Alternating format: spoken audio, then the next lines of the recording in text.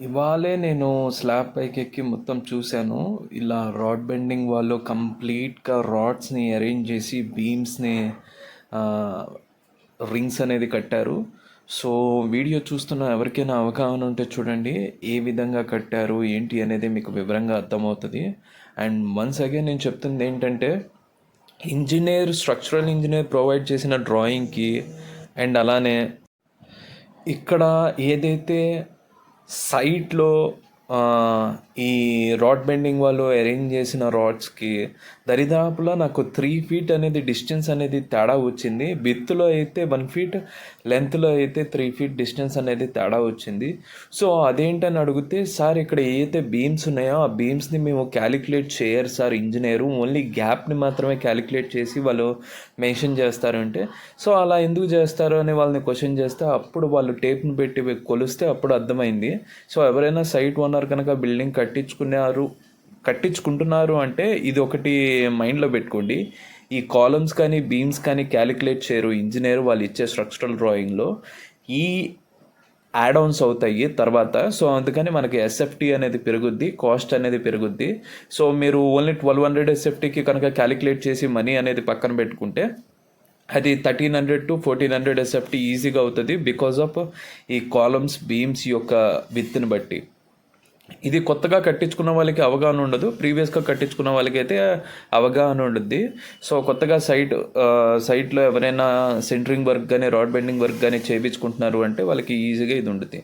And మీరు ఇప్పుడు చూస్తున్నారు కదా, అది నా సిమెంట్ బస్తాలు యొక్క పట్ట, ఈ పక్కన ఐరన్. ఈ వానాకాలం అసలు 2 రోజులకి 4 రోజులు కూడా తుప్పట్టేస్తుంది. So be careful. ఐరన్ ఎంత నీడ్ ఉంటే అంతవరకే తెచ్చుకోండి. ఏదో ట్రాన్స్పోర్టేషన్ ఛార్జెస్ కలిసి వస్తున్నాయని తీసుకొని రావద్దు. సో బీ కేర్ఫుల్ మీరు ఏం వాడినా ఏం చేసినా.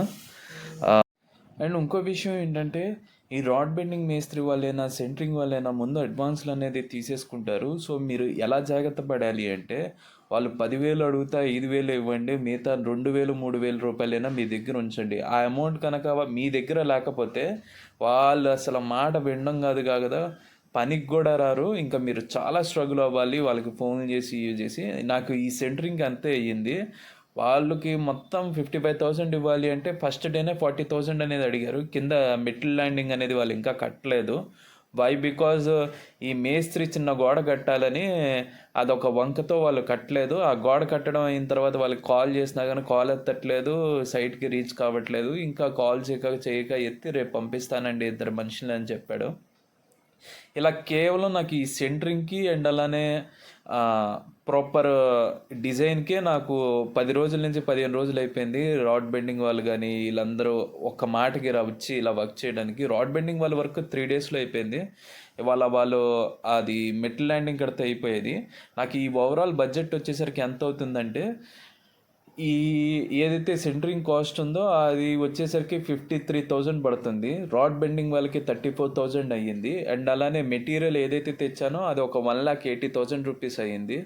అండ్ కవర్ బ్లాక్స్ కానీ టేప్స్ కానీ ఒక్కొక్క టేప్ 100 రూపీస్ చెప్పిన నాకు 6 టేప్స్ పట్టినాయి, 600 రూపీస్ అయ్యింది. అండ్ అలానే కవర్ బ్లాక్స్ వచ్చేసరికి అప్రాక్స్గా 300 కవర్ బ్లాక్స్ పట్టినాయి. ఇంకా 100 పడతాయి అంటే 400 cover blocks. Each cover block వచ్చేసరికి 1 రూపీ 20 పైసా పడింది. అప్రాక్స్గా నాకు ఒక 700 రూపీస్ పడింది అది.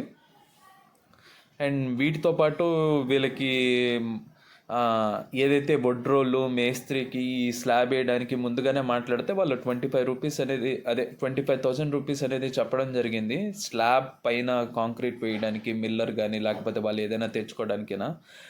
అండ్ అలానే మిగతాది ఈ మేస్త్రీలు వచ్చినందుకు మేస్త్రి కూలీలు అండ్ అలానే వాళ్ళ కింద పనిచేసిన మేస్త్రి వర్కర్ కూలీ ఇవన్నీ ఇచ్చుకుంటూ రావాలి. కాబట్టి అప్రాక్స్గా ఒక స్లాబ్ వేయాలి అంటే మీరు 4 to 5 lakhs ఈజీగా పట్టుకోవాలి. కేవలం స్లాబ్ క్యాస్టింగ్కే. అండ్ లోపల గోడలకి వాటికి మళ్ళీ సపరేటు, కింద పైల్ క్యాప్స్కి వాటికి పైన 5 lakhs పట్టుకుంటే కింద నాకు ఒక 10 lakhs అయ్యింది ఓన్లీ పైల్ క్యాప్స్కి వాటికి సిమెంట్కి వీటన్నిటికి క్యాలిక్యులేట్ చేసుకుంటే. అండ్ అదీను ఇప్పుడు ఎవరైనా కన్స్ట్రక్షన్ చేయించుకొని పైప్స్ అనేది సెంటరింగ్ అంటే స్లాబ్ లోపల వేయించుకోవాలి అనుకుంటే 1-2 సార్లు ఆలోచించండి. వై బికాస్ నవే డేస్ ఈ తొందరగా చేయాలి అనుకున్న వాళ్ళు స్లాబ్ లోపల కనుక పైపులు పెట్టిస్తే స్లాబ్ లీకేజెస్ అవుతున్నాయి, తలనొప్పి ఉంటుంది.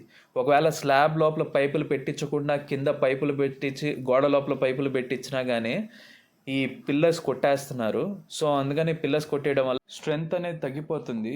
సో అందుకని డెసిషన్ అనేది మీరు తీసుకోండి ఏం చేయాలనేది. ఇది గైస్ ఈ వీడియో.